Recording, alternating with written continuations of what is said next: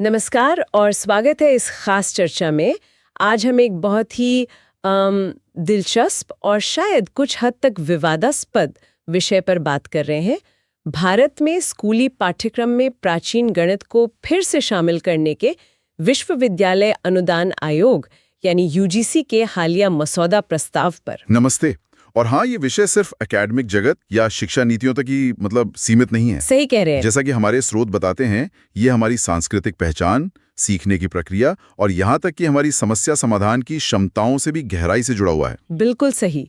आज की हमारी ये गहन पड़ताल इसी यूजीसी मसौदे और इससे जुड़े एक विश्लेषण पर आधारित है, जो प्राचीन गणित के संभावित लाभों, खासकर व्यक्तिगत विकास के नजरिए से पर रोशनी डालता है। हाँ। हमारा मिशन है इस बहस के अलग-अलग तर्कों को समझना, ये देखना कि क्या वाकई प्राचीन गणित की विधियां आज भी प्रासंगिक है और सबसे महत्वपूर्ण, क्या हम इनसे व्यक्तिगत स्तर पर कुछ सीख सकते हैं। हाँ, यानी हम ये समझने की कोशिश करेंगे कि क्या इतिहास की किताबों से निकलकर ये पुरानी तकनीकें हमारे आज के जीवन को बेहतर बनाने में कोई भूमिका निभा सकती हैं। तो जरा कल्पना कीजिए, गणित को उस तरह सीखना जैसे शायद 2000 साल पहले के दार्शनिक सीखते थे, जहां मकसद सिर्फ सही उत्तर पाना नहीं, बल्कि उस उत्तर तक पहुंचने के कई रास्तों को खोजना, पैटर्न पहचानना और तर्क करने के लिए दिमाग को एक अलग तरह से प्रशिक्षित करना था।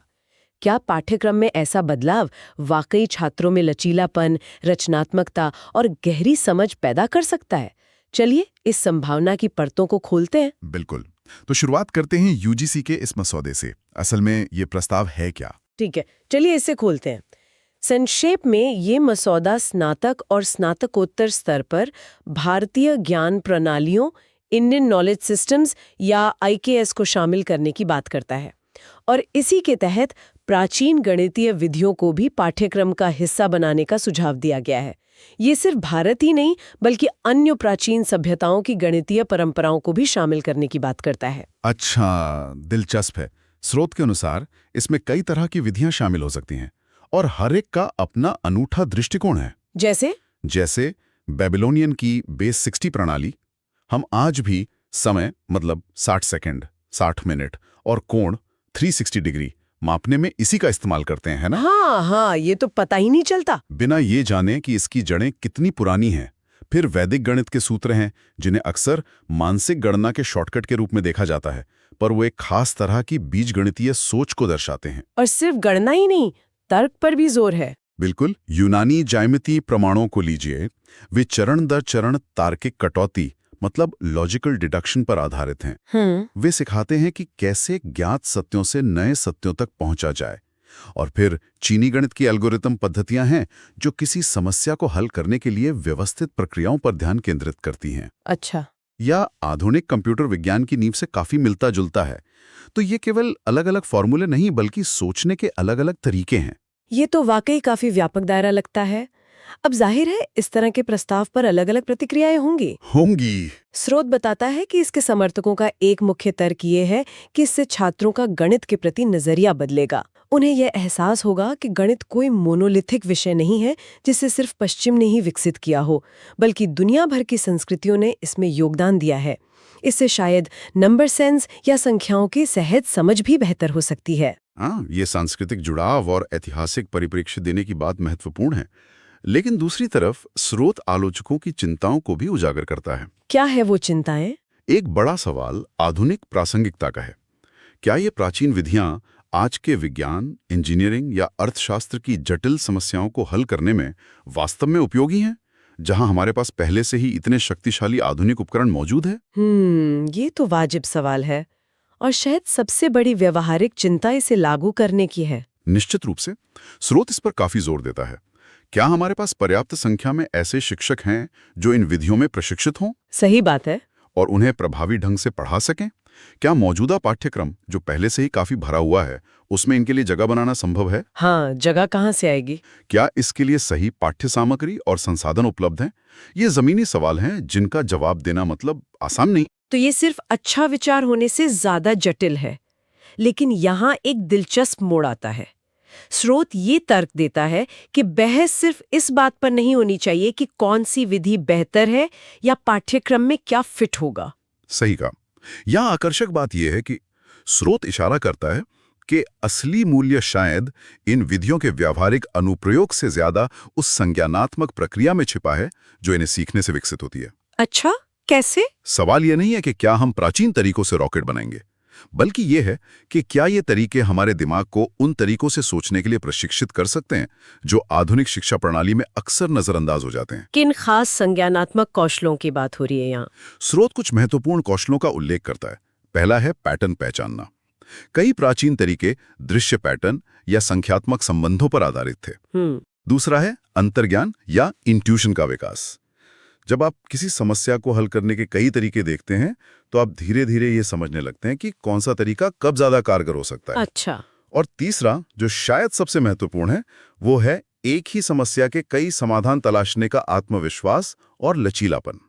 ये मानना कि हर सवाल का सिर्फ एक सही जवाब या एक सही रास्ता नहीं होता। और यहीं से ये विषय अकादमिक बहस से निकलकर व्यक्तिगत विकास के क्षेत्र में प्रवेश करता है ना? बिल्कुल। स्रोत का कहना है कि प्राचीन गणित सिर्फ उत्तर खोजने के बारे में नहीं था, बल्कि यह है प्रक्रियाओं को समझने और उनमें महारत हासिल करने पर जोर देता था। बिल्कुल।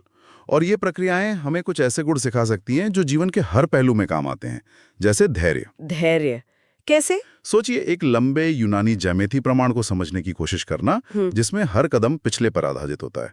इसमें जल्दबाजी नहीं चलती। हाँ, वो तो है। दूसरा है जिज्ञासा।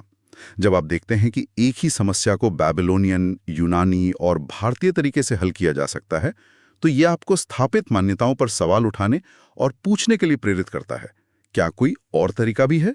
और विभिन्न संस्कृतियों से सीखने की विनम्रता भी। हाँ, ये समझना कि ज्ञान का कोई एक स्रोत नहीं है और हर परंपरा के पास कुछ मूल्यवान सिखाने के लिए हो सकता है।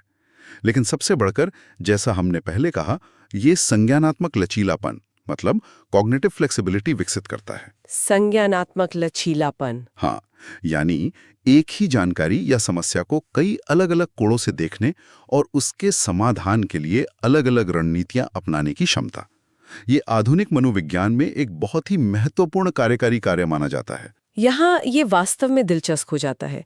अगर हम इस संज्ञानात्मक लचीलेपन को गणित की कक्षा से बाहर निकाल कर देखें तो इसका मतलब क्या है? सोची जरा। इसका मतलब है कि जब जीवन में कोई अप्रत्याशित मोड़ आता है, मान लीजिए नौकरी छूटना, कोई रिश्ता बदलना या कोई वैश्विक संकट जैसे महामारी, तो हम एक ही ढर्रे पर सोचने के बजाय नई परिस्थितियों के अनुकूल ढलने और रचनात्मक समाधान खोजने में बेहतर होते हैं। एकदम सही। ये समस्याओं को पत्थर की लकीर की तरह देखने के बजाय मिट्टी की तरह देखने की क्षमता है, जिससे आप विभिन्न आकार दे सकते हैं। ये मानसिकता कि अगर ये रास्ता काम नहीं कर रहा तो चलो दूसरा आजमाते हैं। ये लचीलापन ही है जो हमें मुश्किल समय में टिके रहने मतलब रेजिलियंस और लगातार सीखने और विकसित होने में मदद करता है। तो ये सिर्फ गणित की बात नहीं रही, ये जीवन जीने का एक तरीका बन सकता है। लेकिन ये सब सुनने में तो अच्छा लगता है, पर एक आम व्यक्ति इस राष्ट्रीय स्तर की अकादमिक बहस से अपने लिए कुछ व्यावहारिक कैसे निकाल सकता है? क्या स्रोत इस पर कुछ रोशनी डालता है? हाँ बिल्कुल, स्रोत कुछ बहुत ही ठोस और करने योग्य कदम सुझाता है जो इस पूरी बहस को एक व्यक्तिगत विकास के प्रोजेक्ट में बदल सकते हैं।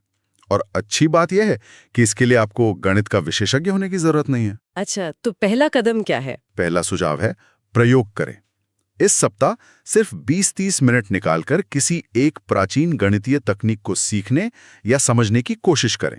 कोई भी? हाँ, हो सकता है ये कोई वैदिक सूत्र हो जिससे गुणा करना आसान लगे, या किसी सरल ज्यामितीय आकृति का यूनानी प्रमाण हो।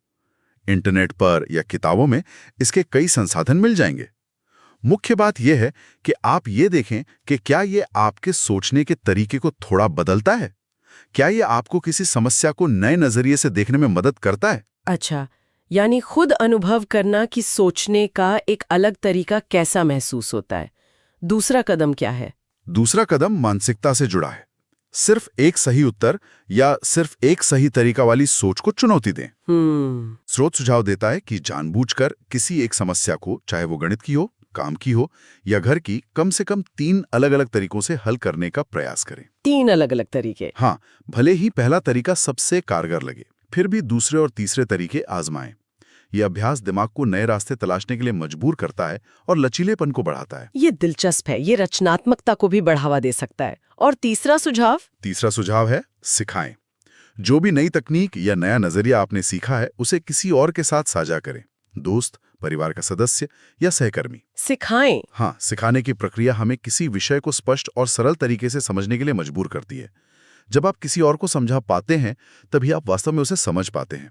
इससे न केवल आपकी समझ गहरी होती है बल्कि आत्मविश्वास भी बढ़ता है। तो ये 3 कदम, प्रयोग करना, अनेक रास्ते खोजना और सिखाना, एक तरह से इस पूरी बहस का सार व्यक्तिगत स्तर पर उतारने का तरीका है। बिल्कुल। ये इसे सिर्फ एक नीतिगत बहस से आगे ले जाकर व्यक्तिगत ज्ञान और कौशल विकास का अवसर बना देता है। ये दिखाता है कि सीखना केवल स्कूलों और कॉलेजों तक सीमित नहीं है। हालांकि हमें जमीनी हकीकत को भी नहीं भूलना चाहिए। जैसा कि हमने पहले बात की, राष्ट्रीय स्तर पर पाठ्यक्रम में इस तरह का बदलाव लाना एक बहुत बड़ी चुनौती है। हाँ, बिल्कुल। स्रोत भी इस बात को स्वीकार करता है। हाँ, कार्यान्वयन की चुनौतियां वास्तविक हैं। शिक्षकों का प्रशिक्षण, गुणवत्तापूर्ण संसाधनों का विकास, मूल्यांकन के तरीकों को अनुकूलित करना, इन सब में समय, पैसा और इच्छा शक्ति लगेगी। ये रातों रात होने वाली प्रक्रिया नहीं है। तो क्या इसका मतलब है कि ये विचार अव्यावहारिक है? जरूरी नहीं है। अगर हम इसे बड़ी तस्वीर से जोड़ें, स्रोत ये भी बताता है कि बदलाव केवल ऊपर से नीचे मतलब टॉप डाउन ही नहीं आता, बल्कि नीचे से ऊपर बॉटम अप भी आ सकता है। अच्छा, वो कैसे? यानी जब छात्रों, अभिभावकों, शिक्षकों और समुदाय के सदस्यों में इस तरह के ज्ञान के प्रति रुचि और जिज्ञासा बढ़ती है, तो यह नीति निर्माताओं पर भी दबाव बनाता है और बदलाव के लिए अनुकूल माहौल तैयार करता है। तो व्यक्तिगत स्तर पर जो कदम हमने डिस्कस किए, वे भी इस बड़े बदलाव में योगदान दे सकते हैं। निश्चित रूप से। स्रोत कुछ और तरीके भी सुझाता है जिनसे लोग इस दिशा में सकारात्मक भूमिका निभा सकते हैं, जैसे इस विषय पर सम्मानजनक और सूचित बहस में भाग लेना, चाहे वो ऑनलाइन हो या ऑफलाइन। यदि संभव हो तो अपने स्थानीय स्कूल या समुदाय में इस तरह की गणितीय तकनीकों पर आधारित एक छोटी कार्यशाला आयोजित करने में स्वयं सेवा करना। अच्छा। या फिर समान रुचि रखने वाले कुछ लोगों के साथ मिलकर एक छोटा अध्ययन समूह बनाना। ये छोटे निरंतर प्रयास मिलकर एक बड़ी लहर पैदा कर सकते हैं। के बजाय सक्रिय भागीदारी का आह्वान है। चलिए अब तक की चर्चा को समेटते हैं। हमने यूजीसी के मसौदे को देखा, उसके पक्ष और विपक्ष के तर्कों पर विचार किया, प्राचीन गणित से मिलने वाले संभावित संज्ञानात्मक लाभों और व्यक्तिगत विकास की सीखों को समझा और कुछ व्यवहारिक कदमों पर भी बात की। तो इस सब का क्या मतलब है? संक्षेप में कहें तो स्रोत का मुख्य संदेश ये है कि इतिहास केवल अतीत की कहानियों का संग्रह नहीं है, बल्कि भविष्य के लिए उपकरणों का एक खजाना भी हो सकता है। इतिहास एक उपकरण। हाँ, ये बहस हमें ये सोचने पर मजबूर करती है कि हम सीखने की प्रक्रिया को कैसे देखते हैं। क्या सीखना केवल तथ्यों और सूत्रों को रटना है, या ये जिज्ञासा जगाना, सोचने के नए तरीके विकसित करना और मानसिक लचीलापन बढ़ाना भी है? सही बात है। प्राचीन गणित को पाठ्यक्रम में शामिल करने या न करने के अंतिम निर्णय से परे ये चर्चा स्वयं ही सीखने की प्रकृति पर पुनर्विचार करने का एक अवसर है। और ये हमें उस महत्वपूर्ण सवाल की ओर ले जाता है। हाँ, ये एक महत्वपूर्ण सवाल उठाता है कि हम अतीत के संचित ज्ञान का उपयोग वर्तमान की जटिल चुनौतियों का सामना करने और एक बेहतर, अधिक अनुकूलनीय भविष्य बनाने के लिए प्रभावी ढंग से कैसे कर सकते हैं। ये केवल गणित तक ही सीमित नहीं है। बिल्कुल। और यही हमें आज की चर्चा के अंत में एक विचार के साथ छोड़ जाता है, जिस पर श्रोता स्वयं मनन कर सकते हैं। यह सवाल सीधे स्रोत से नहीं है, लेकिन उसकी भावना से प्रेरित है। पूछिए। क्या केवल गणित ही एकमात्र ऐसा क्षेत्र है जहां प्राचीन ज्ञान और परंपराएं आधुनिक शिक्षा और जीवन को समृद्ध कर सकती हैं? या हमारे सोचने के तरीके को बदलने, हमारी रचनात्मकता को जगाने और वर्तमान की चुनौतियों, चाहे वे सामाजिक हों, पर्यावरणीय हों या व्यक्तिगत, का सामना करने के लिए इतिहास के अन्य खजानों से भी हम कुछ उपकरण उधार ले सकते हैं? सोचिए, प्राचीन दर्शन, कहानी कहने की कलाओं, पारंपरिक शासन पद्धतियों या वास्तुकला के बारे में। ये एक बहुत गहरा और प्रासंगिक सवाल है। शायद हर अनुशासन में, हर संस्कृति में अतीत की ऐसी खिड़कियां हैं जो हमें वर्तमान को बेहतर ढंग से समझने और भविष्य को अधिक बुद्धिमानी से आकार देने में मदद कर सकती हैं। जरूरत है उन्हें सही नजरिए से देखने की और उनसे सीखने की इच्छा रखने की। तो आज की इस गहन पड़ताल का सार यही है: अतीत को वर्तमान से जोड़ना, दोनों से सीखना और एक ऐसे भविष्य का निर्माण करना जो अधिक लचीला, रचनात्मक और समझदार हो। बिल्कुल। सीखने की यात्रा कभी खत्म नहीं होती और जिज्ञासा शायद वो सबसे महत्वपूर्ण ईंधन है जो हमें इस यात्रा पर आगे बढ़ाता रहता है। विकास तब होता है जब हम अतीत के ज्ञान को वर्तमान की जरूरतों से जोड़ते हैं और दोनों का उपयोग बेहतर भविष्य बनाने के लिए करते हैं। सीखते रहिए, सवाल पूछते रहिए। आज के लिए बस इतना ही। हमारे साथ जुड़ने के लिए धन्यवाद। Join us as we go beyond the book, exploring the wisdom within. Subscribe for deeper dives.